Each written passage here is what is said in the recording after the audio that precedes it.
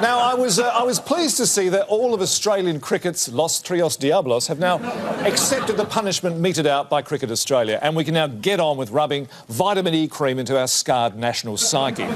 Because regardless of whether you love cricket or not, it's part of us, isn't it? We've all heard of the cricketing greats, from W.G. Grace, the great Imran Khan, Chris Tavares, and of course Don Bradman's Invincibles. But as well as its heroes, cricket has had its share of infamous moments too, whether it's the stink caused by Trevor Chappell's underarm or Dennis Lilly's aluminium leg, or whatever the freak this is.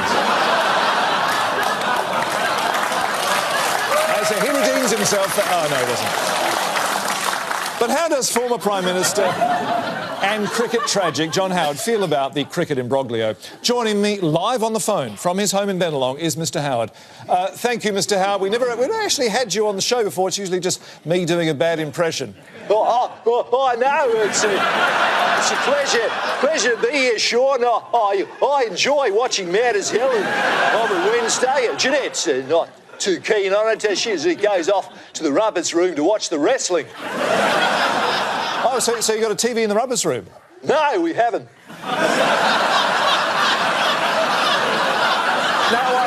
I know you were a big Donald Bradman fan. Oh, I still am, Shaun. I had the great pleasure of meeting the Don just before he died. In fact, I may well have been the reason he passed away. I had gone over to his house to get him to sign approximately 1,000 pieces of memorabilia when Lady Bradman told him I was downstairs. He apparently jumped out of the window. And how do you think he would have reacted to this whole ball-tampering fiasco brouhaha?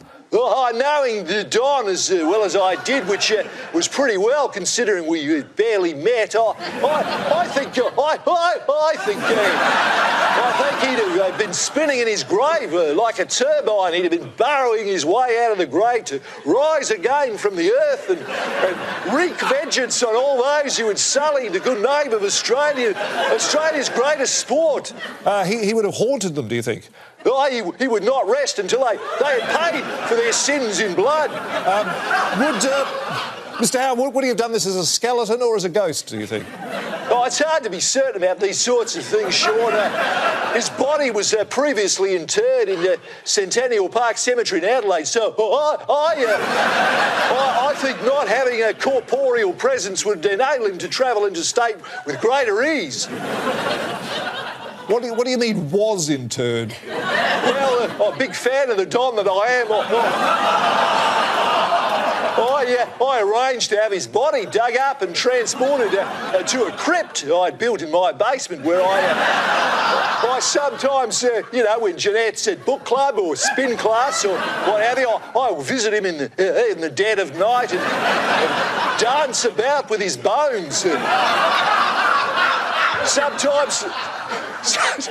Sometimes strapping his skull on top of mine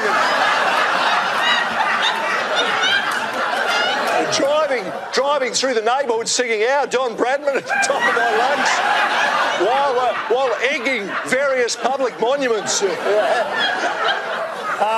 It'd be fair to say then that you think the Don would be disappointed in what's happened.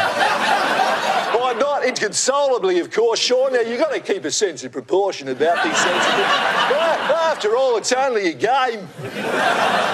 Well, thank you very much, Mr. John Howard, ladies and gentlemen. Now, thank you. I've got to go now. I've got to go. I'm dripping all over the carpet. What, you've just been in the shower? No. Well, not